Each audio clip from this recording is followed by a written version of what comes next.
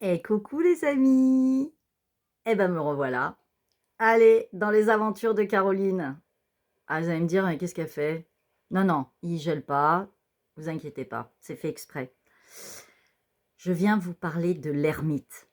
Alors comme j'ai pas de cape d'ermite, j'ai fait comme si j'avais une cape. Vous savez l'ermite de l'arcane du tarot par exemple, ou le prophète, ou Moïse. Vous prendrez ce que vous avez à prendre comme identification. L'ermite, eh ben, chacun vit l'ermite, ouais. Et il y a différents stades d'intégration de l'ermite.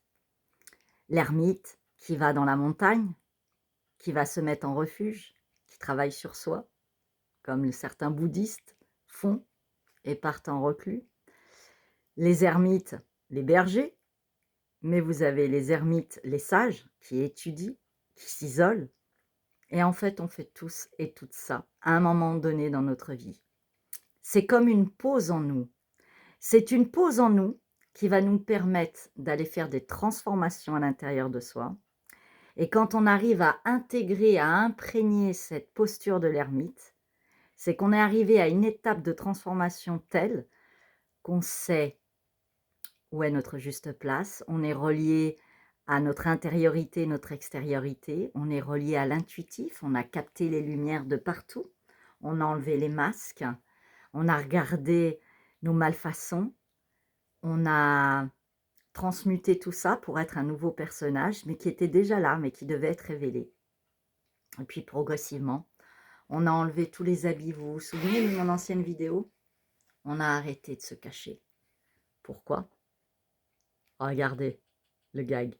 On a arrêté de faire les bébés nounours. On a arrêté d'être des petits enfants et de se faire bouffer par nos enfants intérieurs. Pourquoi?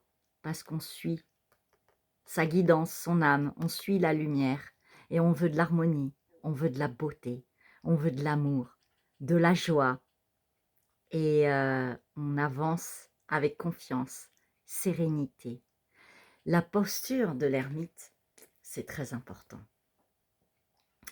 parce que ça révèle que vous êtes arrivé à un stade de votre vie, que vous prenez du recul, vous prenez de la hauteur et que vous allez vous regarder en face dans le miroir en disant c'est pas les autres qui ont un problème. Avant toute chose, on a des petits soucis et des réglages à faire. Et quand on fait cette pause en nous, qui va constituer cet ermite, avec sa sagesse, avec son intelligence sagesse, qui va pouvoir poursuivre son cheminement ensuite et être peut-être un exemple, un repère, peut-être qu'il sera de l'aide pour d'autres personnes, mais avant toute chose, il fait ça que pour lui. Et cette posture d'ermite que nous avons tous à vivre à un moment dans notre vie se vit sous différentes formes. Quand on se retrouve isolé, coupé du monde, par un choix personnel ou par les événements, quand on est malade, quand on a un accident, quand on a des blessures, quand on est séparé, quand on se retrouve seul, quand on nous retire ses enfants, tellement de postures d'ermite qui nous isolent pour nous faire revenir à l'intérieur de nous, nous faire voir nos mécanismes, nous faire voir nos dualités, nous apprendre à lâcher le contrôle, le mental, et se dire que nos rêves d'enfant, c'est du passé, qu'il faut le couper, mais que cet enfant intérieur vit encore en nous, mais qu'on doit le faire vibrer, on doit le faire se réaliser à travers la posture d'adulte que nous sommes. Donc on doit se positionner, on doit mettre des limites, savoir dire non, prendre confiance, trouver un équilibre, un juste équilibre dans notre vie, dans toutes nos manifestations, être aligné, comme je vous l'ai dit la dernière fois, entre notre volonté, notre verbe, ce que nous disons, et nos actions. Et l'ermite a fait tout ce cheminement en lui. Et ce cheminement-là, il a été obligé de le faire parfois dans la souffrance, dans la colère, dans la dualité totale de sa vie, de son aide, de son entourage, quitte à même rejeter les personnes. On vit tous cet état d'ermite qui va mûrir et grandir à l'intérieur de nous. Mais le but, c'est pas de rester isolé et de rester ermite toute sa vie. C'est de sortir de sa grotte, c'est de sortir d'en haut de sa montagne, de sortir de sa maison et de rencontrer le monde ensuite. Parce que c'est très facile de s'isoler, car c'est très facile de se couper du monde pour se protéger. Mais ça veut dire qu'on ne veut pas faire lien avec cœur avec les autres, on ne veut pas accepter ce monde, donc on perd de l'ancrage. On ne veut pas accepter de se remettre parfois même en question, où on est dans un ego spirituel en croyant qu'on est supérieur aux autres. Pénétrer le monde, c'est important, parce que nous sommes tous voués et voués à faire lien dans cette fraternité et à être l'humanité. Donc l'ermite vient vous rapprocher le plus de votre cœur et de votre intérieur, d'aller vous rencontrer, mais surtout va vous inviter ensuite à aller vers l'extérieur. Ouais, vers l'extérieur.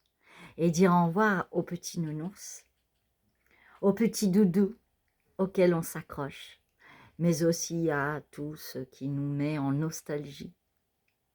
C'est pénétrer le monde, c'est sortir de la maison et dire au revoir à ses parents, et dire j'y vais, je vais dans l'aventure de la vie, du monde, et puis je vais prendre ma place, et puis je vais me créer, et puis je vais être ce que je suis, l'exprimer, et vivre la vie tout simplement. L'ermite a besoin de sortir de sa montagne pour aussi enseigner aux autres. Et puis l'ermite ne doit pas être égoïste, il doit partager. Alors, je suis sortie de ma montagne il y a des années, et puis j'ai voulu remonter dans une montagne, mais je me suis fait gicler par le Créateur. Ça m'a causé un grave accident et des mois de douleur. Et puis, il m'a isolée, donc j'ai refait l'ermite de nouveau, parce que je n'avais pas compris mes leçons. Et à chaque fois, les leçons, elles reviennent sur une seule chose, comme je vous l'ai dit dans les autres vidéos. L'estime de soi, l'amour de soi, le respect de soi, prendre soin de ce corps, l'entretenir. Et puis surtout, s'améliorer, se transformer pour être la plus belle version de son être, si on le peut. Il n'y a pas d'obligation. Déjà vivre, être dans le cœur. Et puis, tout simplement, les choses nous amènent, chacun à son rythme, chacun dans ses histoires, chacun dans ses mécanismes. Nous sommes toutes et tous différents, et c'est pour ça que nous avons été créés. Mais en même temps, nous avons un point commun, je vous l'ai dit, c'est cette aventure d'éveil et ce cœur de l'humanité à découvrir et ce cœur en nous, à faceter, à tailler. Et surtout, on n'est pas là pour exceller, on n'est pas là pour mettre la barre trop haute. On se laisse porter par la vague, on ne se met pas la pression, on ne se met pas la culpabilité. Soyons déjà notre authenticité et on fait ce qu'on peut, comme on peut, avec les moyens du bord, au rythme qu'on peut, mais on se bouge quand même. Restez dans le mouvement, acceptez qui vous êtes, avec tous vos déboires, avec vos défauts, vos qualités. Et puis, la vie vous montrera les chemins, quoi qu'il en soit. Donc, sachez être un ermite intelligent, avec sagesse, mais faites lien et poursuivez votre vie. Et surtout, ne vous isolez pas. Continuez à participer au monde. Car nous sommes toutes et tous là pour nettoyer et puis pour faire des réparations dans l'humanité. Alors nous sommes toutes et tous des ermites, constamment, à des degrés d'évolution différentes et de conscience. Et un jour, nous deviendrons ce mât, ce fou avec son bagage très léger et qui, avec son originalité, sera son individualité en ayant la foi totale, en ayant compris, intégré toutes ces expériences de sa vie, en ayant pris ses leçons de vie et en poursuivant et en se laissant porter par la vague de la vie, du vivant, vibrant. Bienvenue dans la danse.